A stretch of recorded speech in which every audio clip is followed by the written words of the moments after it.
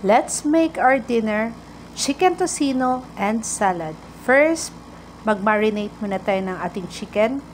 I-cut natin ang ating chicken in bite size. Then, lagyan natin ng tocino mixture and garlic. Maglagay din tayo ng 1 tablespoon of vinegar. Paghalu-haluin natin ito at iset aside natin for at least 30 minutes. Pero much better kung overnight natin itong gagawin at ilalagay lang natin sa ref. Now, prituhin natin ito. Make sure lang naluto siya. Dahil chicken ito, mabilis lang itong maluto.